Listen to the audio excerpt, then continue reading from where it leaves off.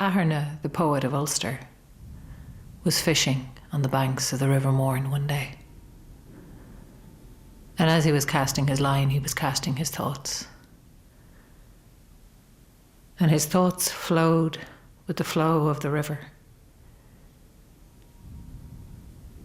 And the thing that Aithirne was musing on was power and greatness. He knew himself to be great. He was one of the greatest satirists that had ever lived. With his words, he could raise a blister of shame on the fairest face. With his words, he could bring down a king. With his words, with his satire, he could do almost anything. Even in his mother's womb, he had spoken a stanza that broke the barrels of ale in a house where she was refused a drink.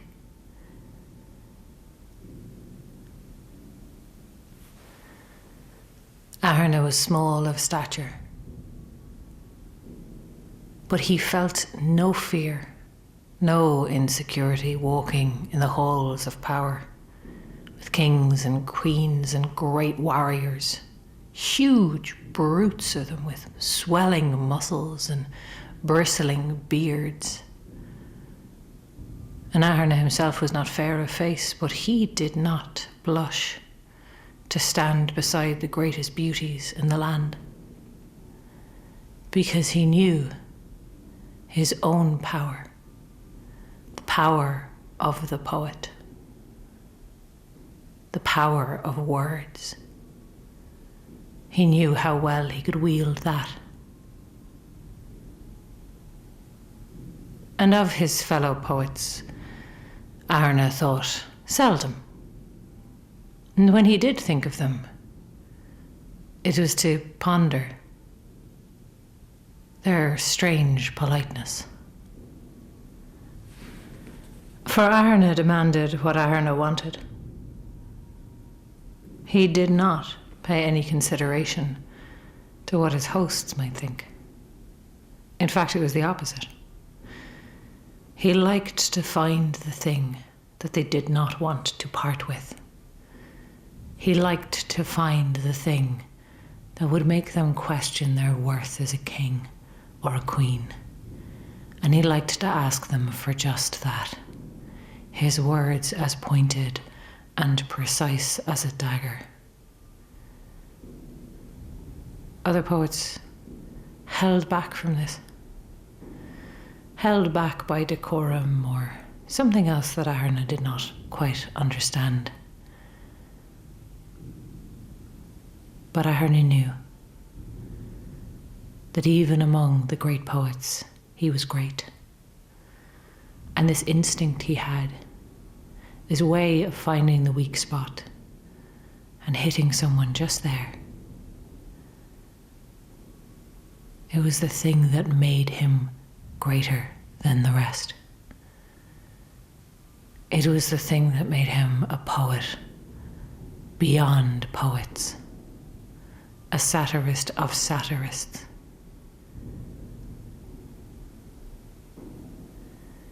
His musings carried him for some time, but he was brought back to time and reality by the grumbling of his stomach, and with it the realization that he had not caught a fish. He had been standing by the banks of the River Mourne a good long time now.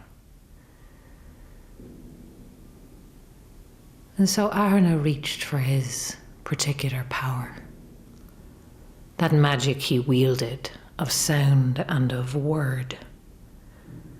And he pulled the words that he wanted to the forefront of his mind. Only the sharpest words, the shortest and the sharpest, cutting like daggers, brutal and hard as rocks that stop a river's flow, thwarting words. Hard, heavy, solid, immovable words.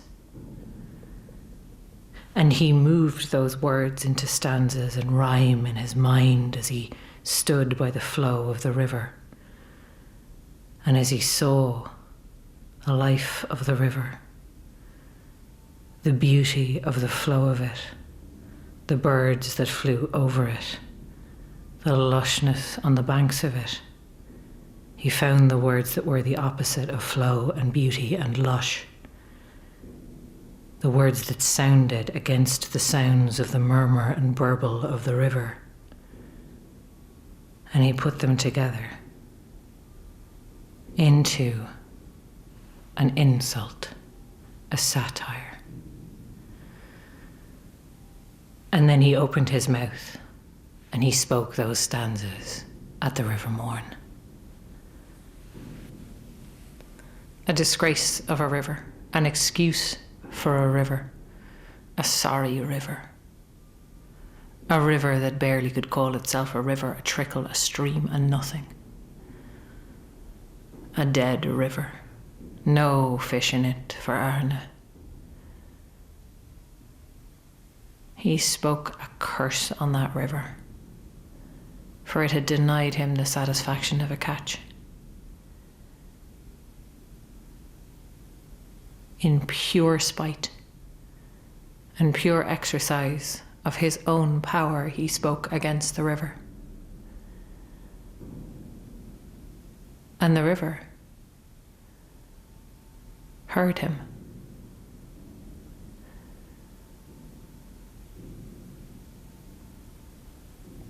From its banks, deep within, the thing that was the River Mourne,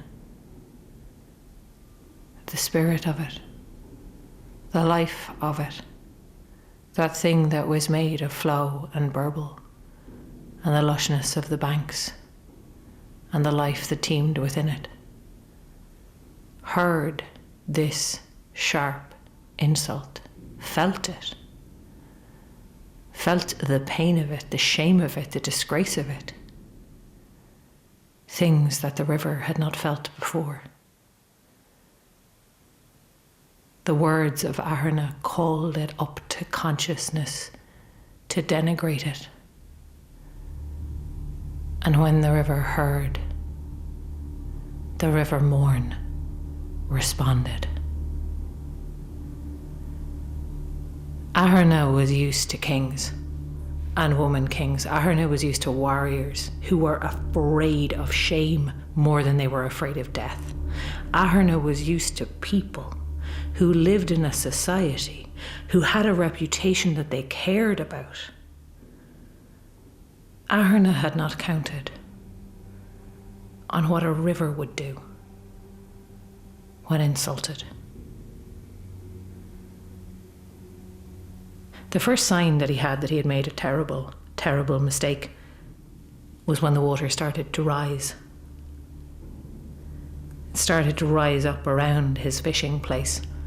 His feet were suddenly covered in swirling mud, and he stumbled back from it, his empty rod still swinging by his side. And Aithirne turned and went back to his home, because he was used to someone else cleaning up after him. He was used to Cahor or the Crave Rua coming in to settle an insult that he had provoked. But no one could settle the river once roused, because the river did not care about a reputation. The river did not know anything of status and pride. The river raged. In the torrent of its flood. It flooded homes. It carried people away. Its gentle burble and bubble and murmur was a roar and a shout, louder than thunder and longer lasting, and the people downstream of the River Mourne heard it coming before they saw it and scrambled out of its way, many of them too late. And if they got away with their lives, they did not get away with their belongings. Houses, homes, cattle, farms, settlements, all swept away in the river's path, added to that roar and that grind and that tumult, carried to the sea where the river became the sea, carrying that insult with it.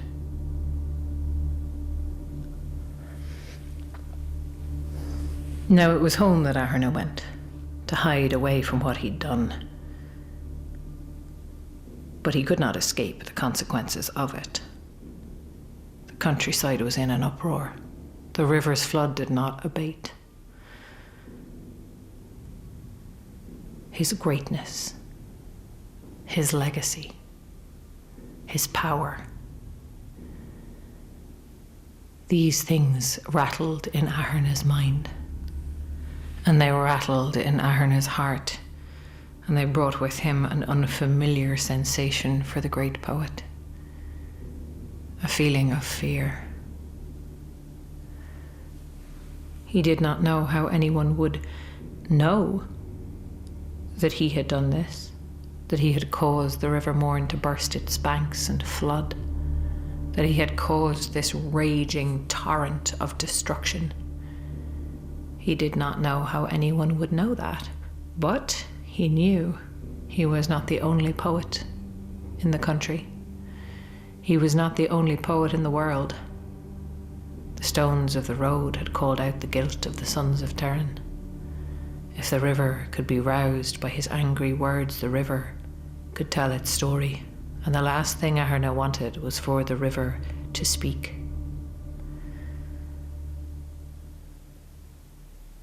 And he did not want that legacy.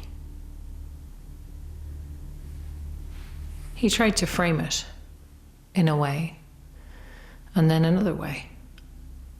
He tried to think to himself, this is a story that they might tell, and I can be the first to tell it, of how great the poetry of Aithirne is, like the poetry of Amergin of the sons of Mill, who called to the land itself, and so the land accepted him. But no matter what way he told the story, it did not end. There was no satisfactory conclusion, because the river still raged, and the river was still destructive, and the people who were killed were still dead, and the people who had fled were still in hiding, in refuge, away from their homes. And what kind of legacy was that? The poet Aithirne one day decided to insult a river, and that is why the River Mourne is forevermore an angry, vicious tumult and torrent that none may approach for fear of their lives. There was certainly power in it. There was certainly prestige in it. But even the King of Ulster would find it hard to defend him for this. To wreak such havoc in his own province, to cause such destruction, and to do nothing. It was with great resistance and hesitation, and many late nights pacing and muttering to himself, that Aithirne realised that he was going to have to do something that pained him to his core. Aithirne was going to have to apologise.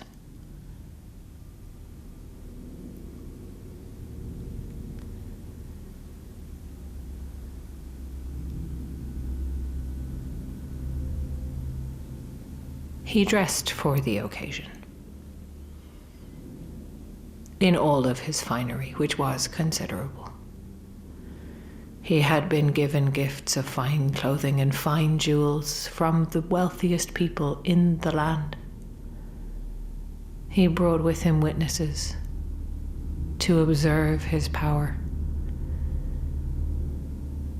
because this would be the story of how Aithirne tamed the raging flood. And he composed in his mind. He thought of words of soothing, words of gentle, words of calm, words that felt full and round and lush on the lips, words of flow, words that were soft and rounded. And he put them together in a stanza in praise of the River Mourne, its gentleness, its bounty, its beauty, its abundance. And with his household assembled around him to witness the great occasion, Aithirne stepped as close as he dared to the edge of the flood, and with his voice carrying out over the torrent, piercing through it even though it still raged as loud as it had, he let loose his verses of praise.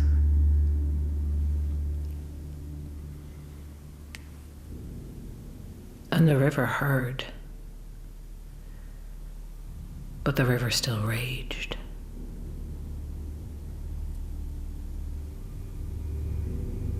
And so Aithirne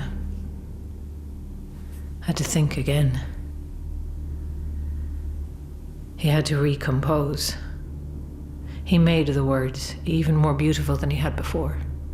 He put melody to them, a melody that sounded like the way that a calm, beautiful river on a lovely day feels. And he sang out over the torrent his verses of praise of the beautiful river. And when he fell silent, still the river raged.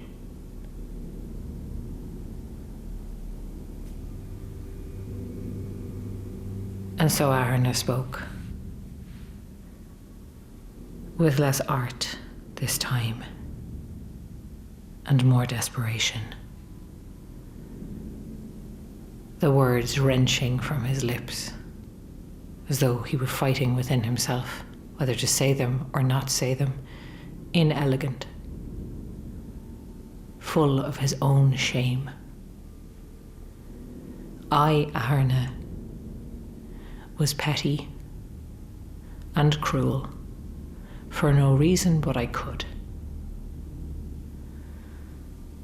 What I said was unjust.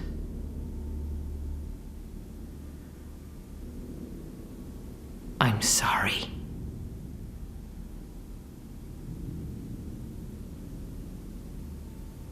And the river, little by little, calmed. The flood receded. The waters ran gently. But Aithirne's witnesses, they all knew. It did not need the river to speak. The story spread far and wide. Aithirne, the poet. So petty he insulted a river. So powerful the river flooded. It was not the legacy he might have hoped for, but it was the story that he earned.